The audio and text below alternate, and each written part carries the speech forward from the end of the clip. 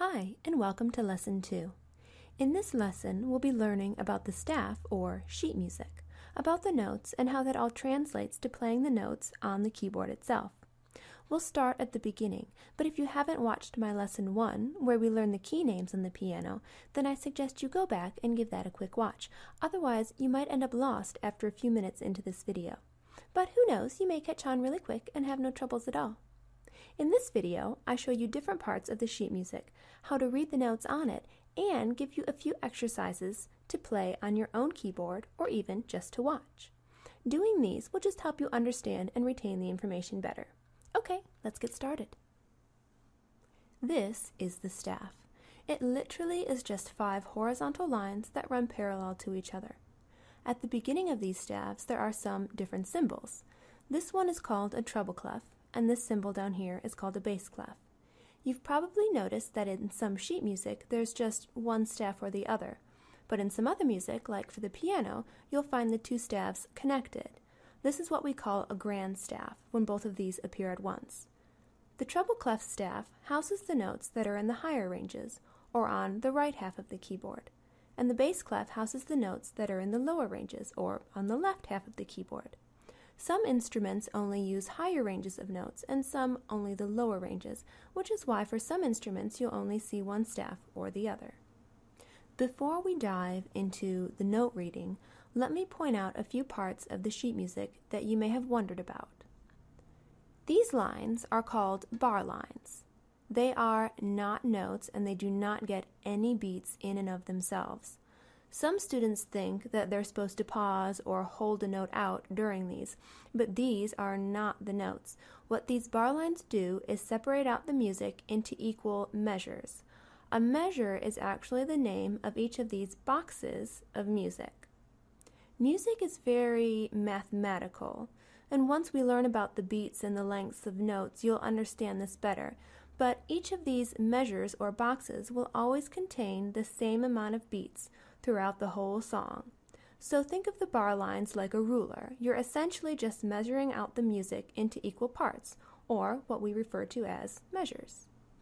There's one more symbol here that will have nothing to do with what we're learning here today, but I'll tell you about it anyway, just so that we can put it aside and not let it add to any of the confusion.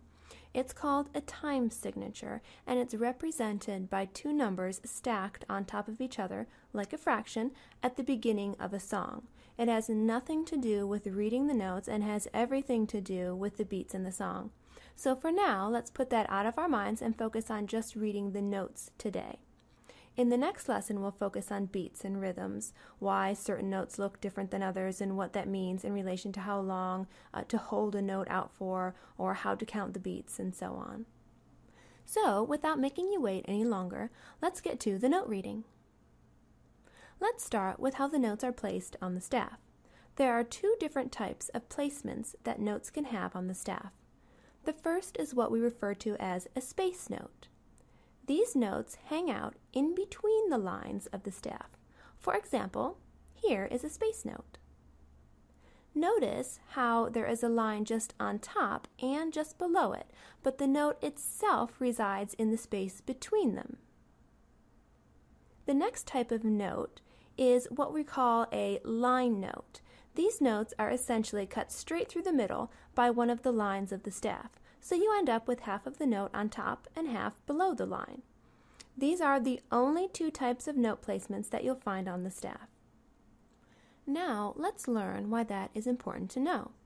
First off, if you've watched the first lesson, you'll remember that the musical alphabet is composed of only the first 7 letters of our regular alphabet. That would be the A, B, C, D, E, F, G.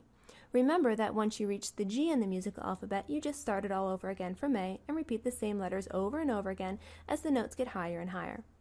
Now, on the staff, since a note can either be on the space or the line, every time you move up from a line note to a space note to a line note and so on, all you're doing is going to the next letter of the alphabet. Now, on a staff, you also have extra little lines that you'll see now and then hovering over and under the main 5 lines of the staff that we've discussed before.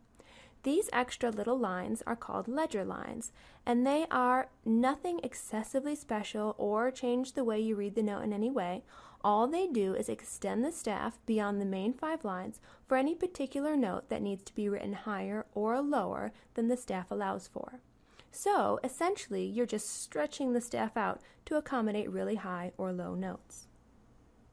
Now, before we go on, I have to mention, if you've tried learning piano before, you probably have heard people refer to the middle C note.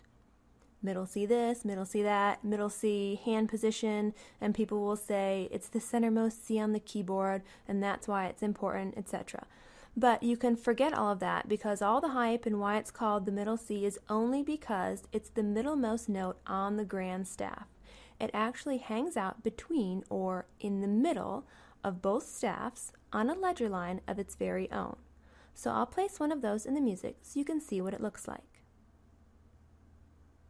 If you're sitting down at your piano and you're sitting right in the middle of it, the C key that is closest to the front of your body is this particular C note on the staff.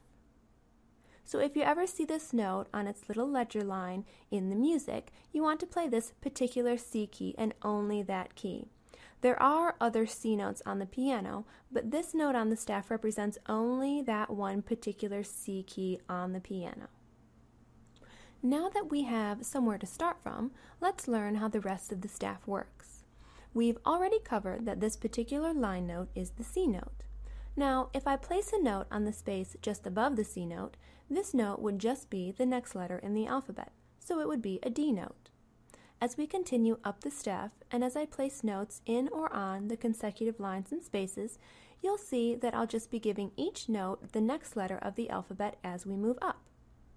C, D, E, F, G.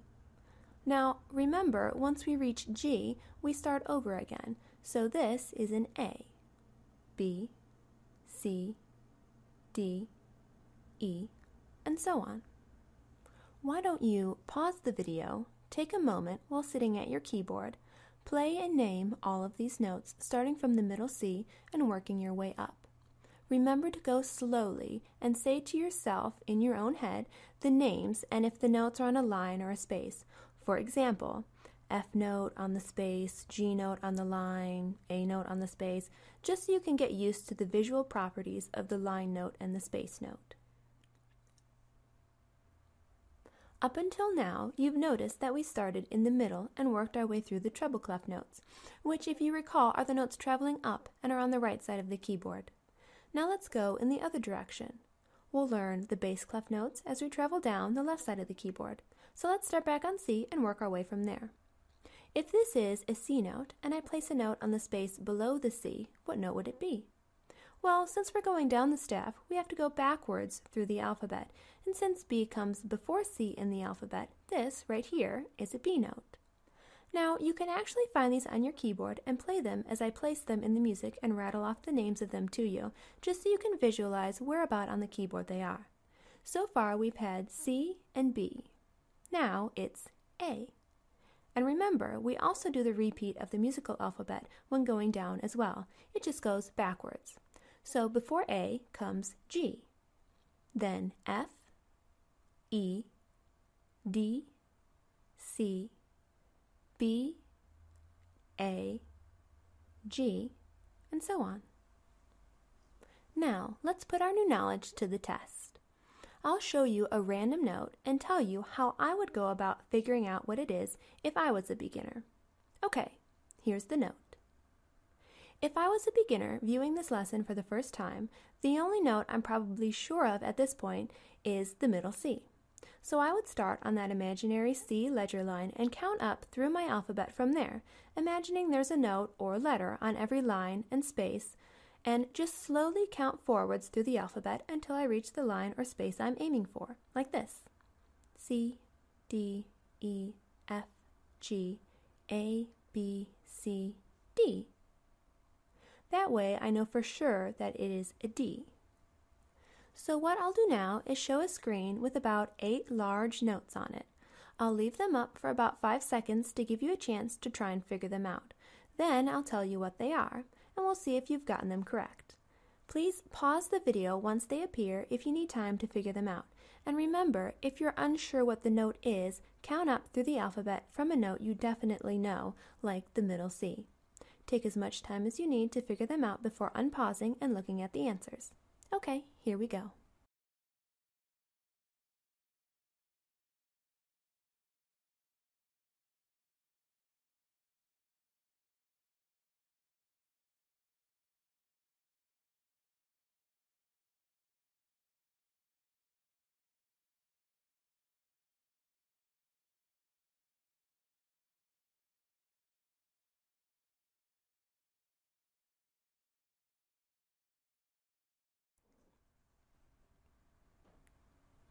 Now that we know what the letter names are for all the different lines and spaces on the staff, let's figure out where they would go on the keyboard.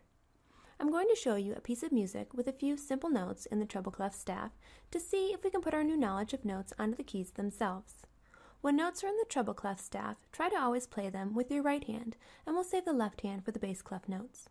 Try playing these 8 notes with your right hand at a steady, even rhythm.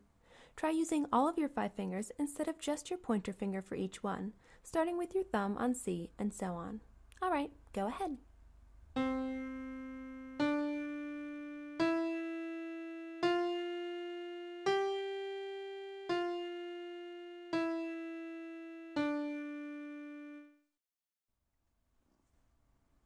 Good. Now let's try skipping around through the notes instead of just playing them straight up and down.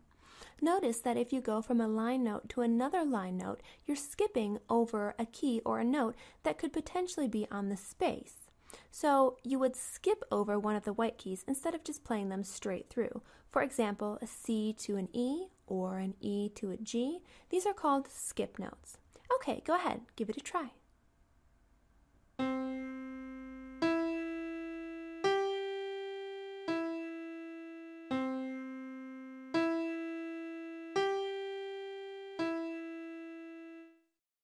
Very nice. Now let's do a similar exercise with the bass clef. Remember, play these notes with your left hand. We'll start on the middle C and work our way down, or to the left. Remember to use all of your left hand fingers, starting with your thumb on the middle C. Try and play these notes with an even, steady rhythm. All right, go ahead.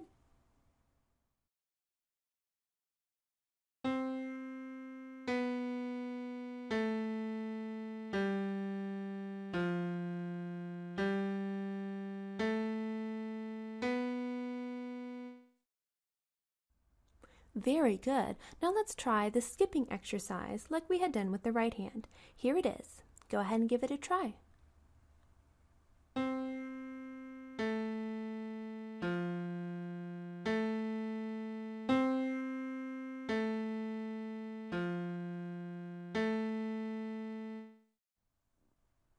Great job! You've just learned what we'll refer to as the middle C hand position, where the middle C is shared by both thumbs and the fingers spread out in either direction. If you want to try your hand at a few easy pieces of music, you can go to magicmusictutor.com and have a look at the Very Young Beginner sheet music. Even though you may not be a young beginner, these pieces of music usually stay within the middle C hand position and also have the note names directly written into the notes for you, just until you get used to reading the music. Don't push yourself into difficult pieces of music before you're ready. Stick with the easy music until you're comfortable. The more comfortable you are, the quicker you'll be able to build on the knowledge you've just acquired. So good luck, have fun, and I'll see you back in Lesson 3.